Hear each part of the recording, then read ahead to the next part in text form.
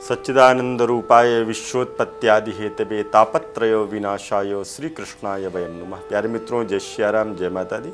मित्रों, आज हम आपसे चर्चा करें वही सुंदर दिव्य माघ मास की पवित्र कथा, जो राजा दिलीप ने जब ऐसा सुना कि इस माघ मास में पवित्र बेला में कहाँ घूम रहे हो। सूत जी बोले, तपस्वी के ऐसे सुंदर वचनों को सुनकर के राजा विनीति भाव से ऋषि के पास चरणों में बैठ गए कि प्रभु मुझे बताइए कि ये माघ मास क्या है, ये पुण्य बेला क्या है, मैं जानना चाहता हूँ। ऋषि बोले, राजन, हिंदू धर्मावलंबियों के लिए कार्तिक स्नान के समान माघ स्नान का भी महत्व बताया गया है। इस शुभ समय, इस शुभ बेला में कात्यायनी इत्यादि नदियों में स्नान करना चाहिए।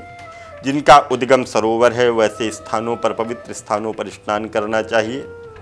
और माघ मास के महत्व को तुम अपने कुलगुरु वशिष्ठ जी से पूछना जाकर के, कुलगुरु वशिष्ठ जी से पूछना जाकर के।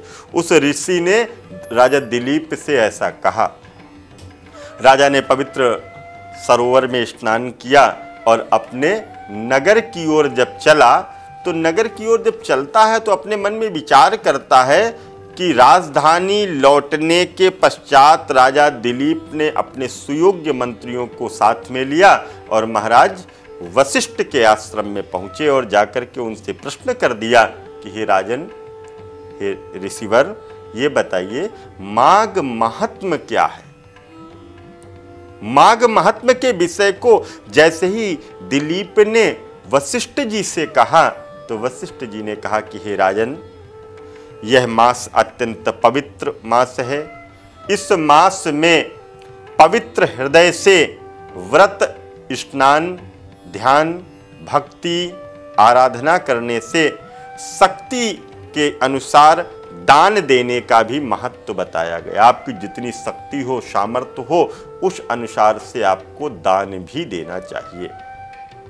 माघ स्नान का जो फल है वो कामधेनु के समान है, अर्थात भगवती कामधेनु की कृपा आपके जीवन पर हो। जिस तरह से कामधेनु जो इच्छा करोगे वही प्राप्त हो जाता है, उसी तरह माघ स्नान का जब आप स्नान करोगे तो वही फल आपको प्राप्त होगा। फल स्वरूप परिवार सुखी होता है, धन धान्य की प्राप्ति होती है। माघ व्रत में अन्न त्याग करके इसका पारायण करना चाहिए। अगर आप अन्न नहीं त्याग सकते हैं तो कम से कम एक बार आप अन्न को ग्रहण करें। दिन में आप फलाहार रह सकते हैं, फल का आहार लीजिएगा, दूध का आहार लीजिएगा। भोजन जो है, अन्न संबंधी जो वस्तुएं हैं, आप उनको एक बार ही ग्रहण करें और सायंकाल व्रत को समाप्त करें, तब जाकर के आप अन्न को ग्रहण करें। भजन करना चाहिए, कीर्तन करना चाहिए, भगवान के पवित्र नामों का गान करना चाहिए। श्रीमद् भागवत कथा, राम कथा, दिव्य कथा, जो जिसका मन हो वह कथाएं भी आपको श्रवण करनी चाहिए।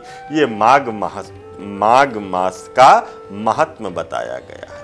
और इस तरह से 12 नियमों तक, अर्थात प्रत्येक वर्ष, वैसे तो 12 वर्षों तक इस विधान को 12 वर्षों तक, माघ महीने में 12 वर्षों तक किसी नदी के पावन तट पर निवास करना चाहिए। इसके बाद में फिर ब्राह्मणों को दान इत्यादि देना चाहिए।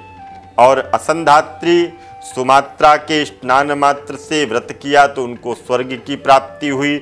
सची ने परम रूपवती तथा सौंदर्य को प्राप्त किया।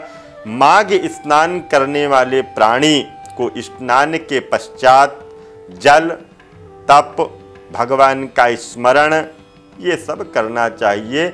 झूठ नहीं बोलना चाहिए, चुगली नहीं करना चाहिए, किसी की निंदा नहीं करना चाहिए। माघ स्नान में दान पुण्य का विशेष महत्व भी बताया गया है। माघ स्नान के बाद में गौ का दान भी किसी सुयोग्य ब्राह्मण को आपको करना चाहिए। और जितने गाय के शरीर में रोम होते हैं आपको तिल का दान करना चाहिए। गुड़ का दान और तिल का दान विशेष महत्व बताया गया है इस माघ मास में। इसके दान से क्या होता है बोले सभी प्रकार के पाप दूर हो जाते हैं। तिल के दान को देने से पापों का नाश होता है, हृदय निर्मल होता है, पितृ भी हमारे प्रसन्न होते हैं, वंश वृद्धि का आशीर्वाद देते हैं।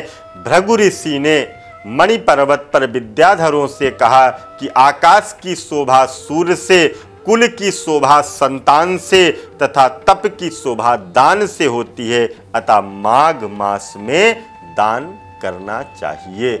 ऐसे सुंदर भावों को बताया है महाराज वशिष्ठ ने राजा दिलीप को, और दिलीप ने इसको श्रवण किया है। पुनः हम आगे आपसे इसी कथा को श्रवण कराएंगे, और तब तक के लिए दीजिए आप हमको इजाज़त। जय माता दी, जय माँ गंगे।